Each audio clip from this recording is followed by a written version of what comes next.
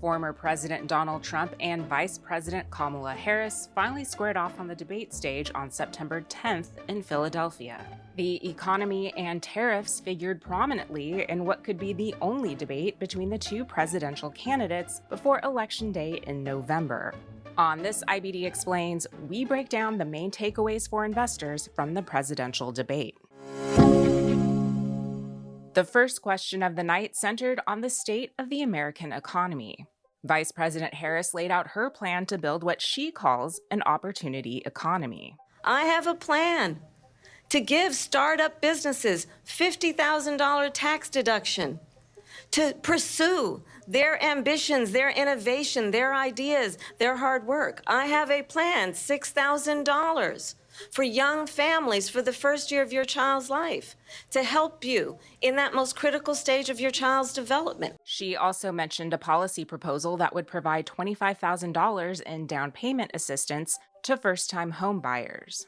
Trump stated his economic policy if re-elected to office. Everybody knows I'm an open book. Everybody knows what I'm going to do. Cut taxes very substantially and create a great economy like I did before. He also criticized the Biden-Harris administration for their failure to contain high inflation rates. This has been a disaster for people, for the middle class, but for every class. The former president also doubled down on his pledge to increase tariffs if voters send him back to the White House.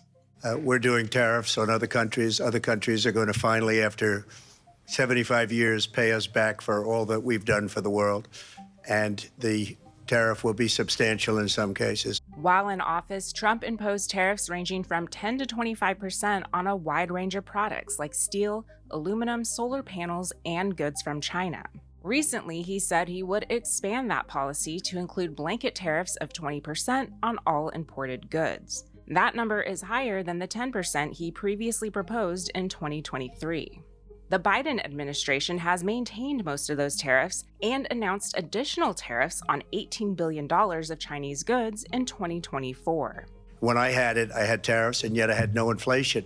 Trump also explained why tariffs were needed to protect manufacturing jobs and the auto industry.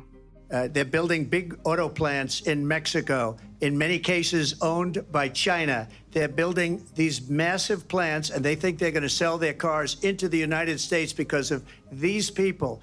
But we're not going to let that. We'll put tariffs on those cars so they can't come into our country, because they will kill the United Auto Workers and any auto worker, whether it's in Detroit or South Carolina or any other place. Harris said Trump's tariff plan resulted in one of the highest trade deficits in American history and invited trade wars. She also spoke about the importance of keeping America's edge in the chip sector and emerging technology. A policy about China should be in making sure the United States of America wins the competition for the 21st century, which means focusing on the details of what that requires, focusing on relationships with our allies, focusing on investing in American-based technology so that we win the race on AI, on quantum computing. The topic of energy was also discussed during the 90-minute debate. Harris was asked to clarify her position on fracking. During her presidential run in 2019, she had said she would ban the practice.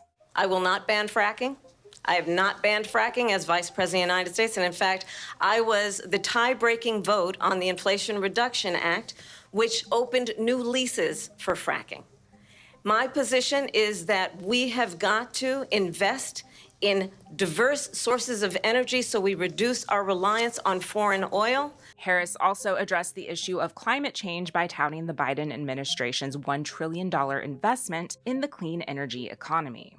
Trump argued that domestic energy production was a matter of national security and condemned Biden's decision to shut down the Keystone XL pipeline project. The XL pipeline in our country, he ended that, but he let the Russians build a pipeline going all over Europe and heading into Germany, the biggest pipeline in the world. One big topic on investors' minds that was not addressed in detail were taxes. Harris spoke of tax deductions related to small business owners, first-time homebuyers, and expanding the child care tax credit. But the candidates didn't receive any questions related to corporate taxes, capital gains taxes, or Harris's controversial proposal that would implement a 25% tax on unrealized gains. The candidates were also not asked how they would deal with the expiration of the Tax Cuts and Jobs Act next year.